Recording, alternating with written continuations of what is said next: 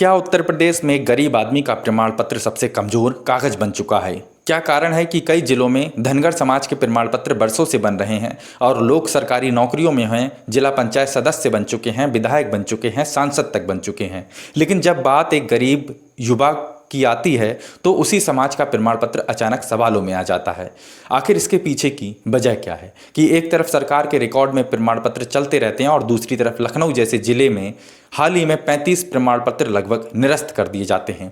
क्या कानून अलग अलग जिलों में अलग अलग तरीके से लागू हो रहा है या फिर सिस्टम में ऐसा भ्रम पैदा हो चुका है जिसका सबसे बड़ा शिकार गरीब परिवार बन रहे हैं? नमस्कार दोस्तों, आप देख रहे हैं द अहिल्या दस्तक और मैं हूं आशीष धनगर। आज हम बात करेंगे उस मुद्दे की जो सिर्फ अब एक जाति प्रमाण पत्र का विवाद नहीं है बल्कि हजारों युवाओं के भविष्य का, सम्मान का और अस्तित्व का सवाल बन चुका है। दोस्तों, आज मैं आपसे राजनीति नहीं करूंगा, नफरत नहीं फैलाऊंगा, बस कुछ सवाल पूछूंगा, ऐसा सवाल जो आज उत्तर प्रदेश के गांव, तहसीलों और युवाओं के मन में घूम रहे हैं। सबसे नंबर 1 सवाल यह आता है कि अगर धनगर समाज के प्रमाण पत्र इतने गलत हैं तो फिर वर्षों से बने प्रमाण पत्रों पर व्यवस्था आज तक चुप क्यों रही?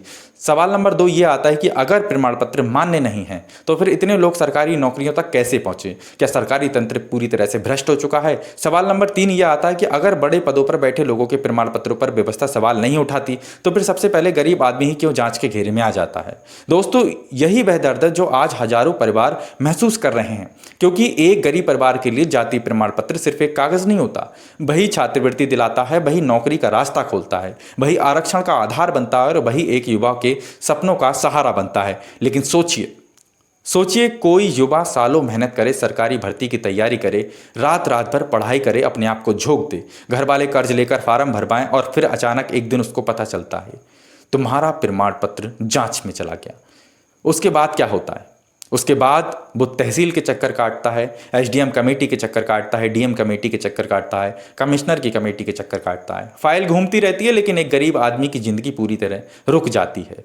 दोस्तों, जिसके पास पैसा है, पहचान है, राजनीतिक पहुंच है, वह तो शायद लड़ सकता है क्योंकि वो लड़ने में सक्षम है, लेकिन गांव का एक गरीब लड़का जो पहली पीढ़ी से पढ़ाई कर रहा है, जो सरकारी नौकरी का सपना देख रहा है, जिसने ख्वाब सजाए हुए हैं, वह आखिर कितने सालों तक दफ्तर के चक्कर लगाएगा? सोचिए जरा। आज सबसे बड़ा सवाल यही है, क्या कानून सिर्फ कमजोर आदमी पर तेजी से चलता है? अगर जांच जरूरी है प्रमाण पत्रों की तो फिर जांच सबकी समान क्यों नहीं हो रही है? अगर प्रमाण पत्र गलत हैं तो फिर बरसों से बने प्रमाण पत्रों पर चुप्पी क्यों है? और अगर प्रमाण पत्र सही हैं तो फिर गरीब युवाओं को बार बार अपमानित क्यों किया जा रहा है? दोस्तों, आज उत्तर प्रदेश के कई जिलों में लोग यही कह रहे हैं कि नियमों की व्याख्या हर जगह अलग अलग हो चुकी है। कहीं प्रमाण पत्र आसानी से बन जाते हैं और कहीं सालों साल फाइल लटकी रहती है। कहीं बने हुए प्रमाण पत्रों पर भी अचानक कार्रवाई शुरू हो जाती है, उनको नोटिस भेज दिए जाते हैं, उनसे सालों बाद साक्ष्य माने जाते हैं। अब आम आदमी, गरीब आदमी समझे तो कैसे समझे? एक ही राज्य, एक ही संविधान, एक ही सरकारी व्यवस्था, फिर अलग अलग जिलों में अलग अलग फैसले क्यों आते रहते हैं? क्या सरकार को अब स्पष्ट नीति नहीं लानी चाहिए? सोचिए जरा। क्या प्रशासन को एक समान गाइडलाइन जारी नहीं करनी चाहिए? धनगर समाज भी संख्या के आधार पर एक बड़ा समाज है।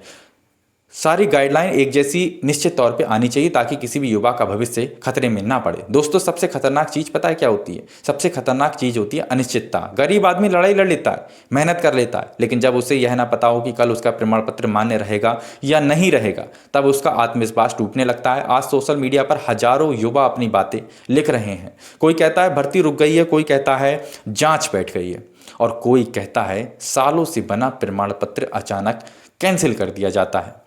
और यही वजह है कि यह मुद्दा अब सिर्फ प्रशासनिक नहीं रहा, यह भावनाओं से जुड़ चुका है। और जुड़े भी क्यों ना, क्योंकि मुद्दा ही ऐसा हो चुका है। दोस्तों, इतिहास गवाह है, जब किसी भी समाज को बार बार अपनी पहचान साबित करनी पड़ी हो तब सबसे ज़्यादा नुकसान नई पीढ़ियों को हुआ है, क्योंकि युवा इंतजार नहीं कर सकता। उसकी उम्र निकल जाती है, भर्तियां निकल जाती हैं, मौके खत्म हो जाते हैं। और सबसे ज़्यादा दर्दनाक बात पता है क्या है? जिस युवा ने कभी राजनीति नहीं की, जिसने सिर्फ मेहनत की, उसी को सबसे ज़्यादा दफ्तरों के चक्कर लगाने पड़ते हैं।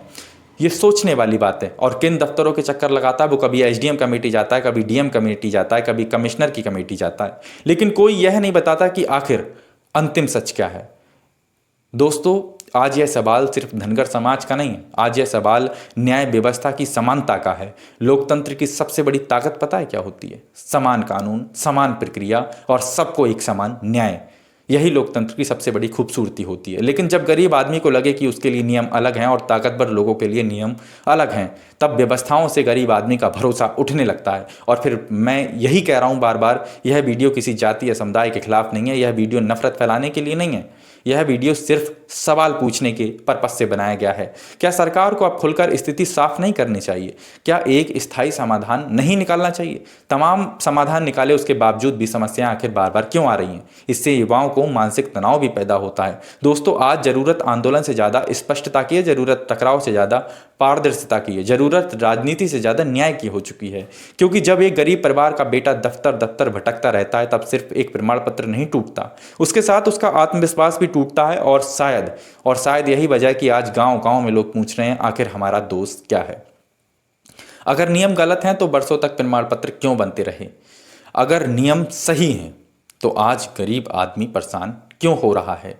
और अगर जांच जरूरी है तो क्या वह सबके लिए समान तरीके से होगी? सवाल उठता है। दोस्तों, आज ये मुद्दा बड़ा हो चुका है। आप उस मुद्दे पर क्या सोचते हैं? कमेंट करके जरूर बताइएगा। क्या सरकार को एक स्पष्ट नीति लानी चाहिए? क्या हर जिले में समान नियम लागू होने चाहिए? क्या गरीब युवाओं को इस अनिश्चितता से बाहर निकालना जरूरी है या नहीं?